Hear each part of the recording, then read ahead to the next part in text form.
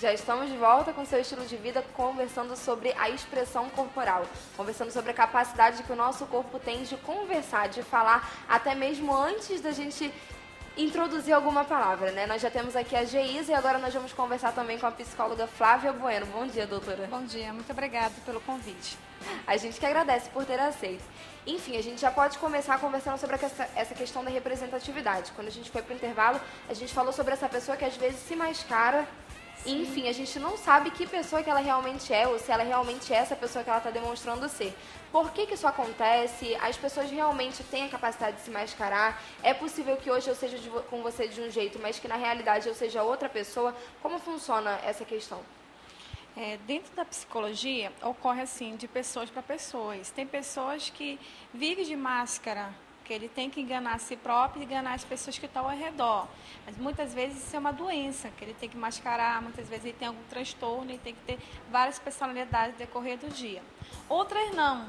Muitos têm que ter várias máscaras para ter uma socialização, um convívio com as outras pessoas. Tá? Isso ele precisa ter. Em casa é uma pessoa, no trabalho é outro, no convívio social é outra pessoa. Não são máscaras, porque ele precisa ser várias pessoas ao decorrer do dia. Então é possível que uma pessoa possa enganar ela mesma. Por exemplo, eu uso, como você falou, algumas pessoas precisam de máscara para se enganar. É possível que eu não me conheça ao ponto de precisar me enganar para continuar vivendo onde eu estou. Sim, nesse sentido, eu posso dar um exemplo para você, que tem pessoas que não gostam da outra, ela se engana a si própria, mostrando ser amiga, ser parceira, mas está se enganando ela e outra pessoa. Ocorre no nosso dia que tem pessoas assim, eu não gosto da fulana, aí a pessoa chega ao pé próximo, começa a rir e abraçar. Isso é uma pessoa que está doente e quer mostrar ser amiga e parceira. E no decorrer do nosso dia tem várias pessoas com esse comportamento. Dentro do teatro você percebe isso, Geisa? Pessoas que se fazem de amigas, eu acho que isso tem em todo lugar, com certeza, na arte também. E aí tem esse plusinho da pessoa já saber interpretar e aí poder ser falso, sim. Você acredita que a pessoa que utiliza dessas artimanhas para fazer a arte ainda é uma pessoa que é dona da sua própria arte, ainda é uma pessoa que faz arte, que pratica arte, enfim, que tem a capacidade de ser artista?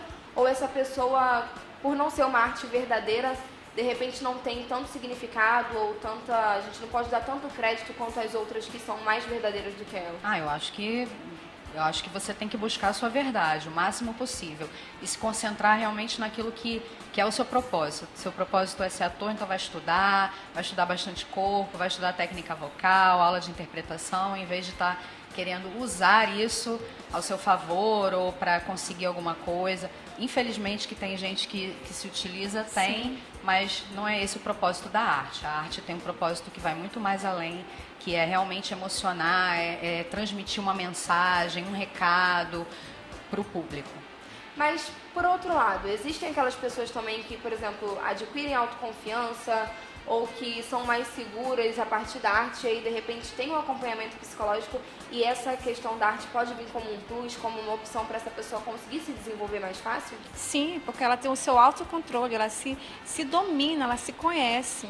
Quando a gente pega uma pessoa que se conhece e tem o seu autocontrole de si própria, ela desenvolve o trabalho dela facilmente. Ou tem outras pessoas que não se conhecem, eu vou fazer porque a fulana está fazendo e eu vou ver, acho que vai dar certo. Ela começa a se enganar a si própria, nunca dá certo, começa a usar várias máscaras, se enganando, vai enganando as pessoas, vira uma bola de neve a vida dela. E a personalidade dela ninguém acredita mais, porque não sabe se ela está triste, se ela está alegre, se ela está com raiva. Eu tive, inclusive, uma aluna que esse curso que eu estava dando era para pessoas que queriam estudar teatro, queriam descobrir a arte de ser ator mesmo. Mas essa menina falou que estava ali porque ela tinha problemas de convívio social. Ela não conseguia, por exemplo, ela fazia uma faculdade e acabava largando a faculdade, sempre. Porque toda vez que ela tinha que fazer seminário, falar com os colegas ali, ao vivo, ela travava. Ela tinha pânico, ela ficava em pânico. Era um problema realmente psicológico. E ela foi para um terapeuta e o terapeuta falou para ela que ela procurasse uma escola de teatro. Então ela estava ali justamente para buscar esse controle desse lado emocional que ela não conseguia controlar, essa vergonha de falar diante do público. E aí a gente vê a junção de duas vertentes, de dois profissionais, enfim, de duas áreas que podem se complementar, né? Com certeza. Sim. Teatro e psicologia. São unidos, são um casal, né? Um ajuda o outro.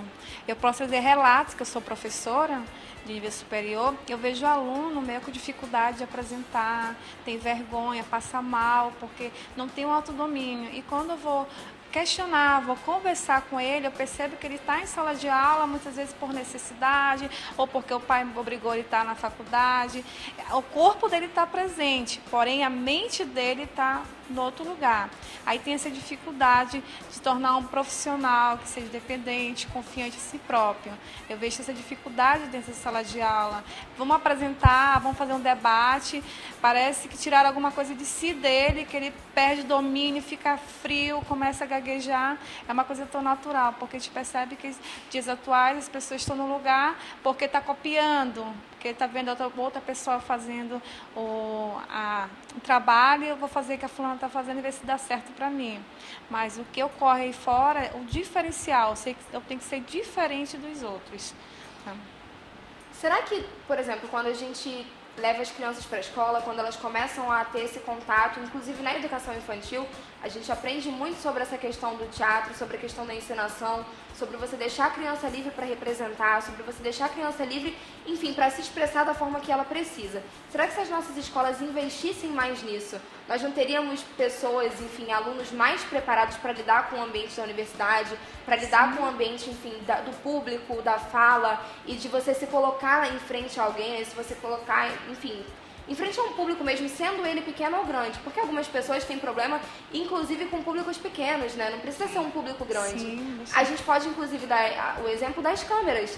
O nosso trabalho no dia a dia, principalmente aqui, enfim, no Amazon Sat, tá muito ligado a isso, porque você precisa estar conversando com a câmera. Eu tô conversando com a câmera, mas eu sei que existem muitas pessoas me assistindo, muitas pessoas conversando comigo e a gente gosta de interação. Então, quer dizer, é possível que uma pessoa tenha susto de um aparelho simplesmente porque ela sabe que por trás desse aparelho existem outras pessoas que estão acompanhando, né? O teatro, ele desperta várias potencialidades da gente. Como a gente conversou no começo da entrevista, não é preciso você buscar a arte apenas porque você quer ser artista. Alguns pais, às vezes, se apavoram, porque o filho fala que quer fazer música, quer estudar música, quer estudar teatro. E normalmente acha que quem estuda música, ou quem estuda arte, ou quem estuda teatro é preguiçoso, né? A frase da vida é essa. Nossa, então tá muito enganado, porque para ser artista de verdade tem que estudar muito mesmo. Eu tenho um primo, inclusive, que agora ele tá na fase de vestibular, e ele falou que ele quer fazer comunicação ou teatro, e ele gosta muito de estudar. Eu falei, então você está escolhendo as profissões erradas, porque a gente tem que ler muito, o ator tem que entender de todos os assuntos, porque você vai viver personagens na sua vida. Se você não for uma pessoa culta, uma pessoa que lê, uma pessoa que estuda, uma pessoa que, sabe, você tem que conhecer você tem que conhecer o mundo, é muita coisa para conhecer realmente para ser artista, mas tem que começar com o corpo. E como lidar com um filho que quer ser artista, que quer fazer arte, que quer fazer teatro, enfim, que quer seguir na música? Como que os pais podem lidar com isso? Porque a gente sabe também que os nossos pais desejam um futuro maravilhoso, né, gente? É por isso, talvez, que as inseguranças deles sejam até maiores do que as nossas. Eu sempre falo que os pais têm que apoiar a decisão dos filhos. Por qual sentido? O filho que vai ser o profissional. Nós não podemos fazer o sonho dos nossos pais, nós temos que fazer nossos sonhos. Porque se nós fazemos o sonho dos nossos pais, a gente não vai ser um excelente profissional, a gente vai ter só uma certificação. Nós temos que fazer para nós. Primeiro, sempre eu falo dentro do consultório que o paciente tem que se valorizar. Primeiro eu, em todo sentido. Não fazer porque meu pai quer, minha mãe quer. Tem profissionais que fizeram para realizar um sonho dos pais. Tem até uma história de um livro que fala que um rapaz se formou em Direito. No dia da formatura dele, ele deu certificação para o pai, não deu para ele, porque ele fez o sonho do pai dele. E sobre a criança, desde pequeno, a criança de 1 ano até 4 anos são artistas, eles fazem drama, tudinho.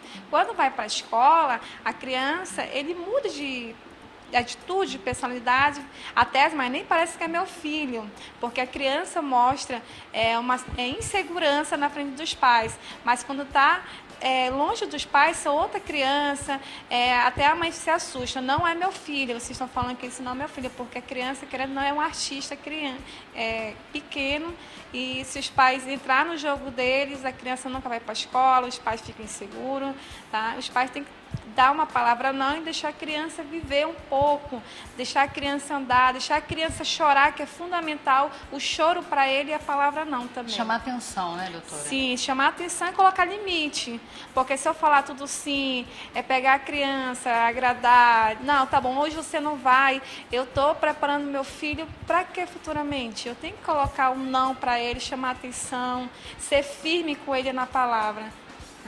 Nós vamos fazer um breve intervalo mais uma vez, mas daqui a pouco a gente volta. E você que está em casa, que está gostando do bate-papo, que está super delicioso hoje, não sai daí, continua com a gente, já vai enviando a sua participação para a gente ler, para a gente saber, enfim, do que você fala, do que você faz. Se você quer saber alguma coisa em relação ao seu próprio corpo, se você quer saber alguma técnica, como descobrir, enfim, quais são as suas personalidades, se você sabe qual é a sua personalidade, manda pra gente também, porque a gente tá doido pra te conhecer. Se eu fosse você, eu enviava logo, e se você não tem o número, é muito simples, 98111 4512. Nem é difícil, que é pra não dar trabalho na hora de anotar.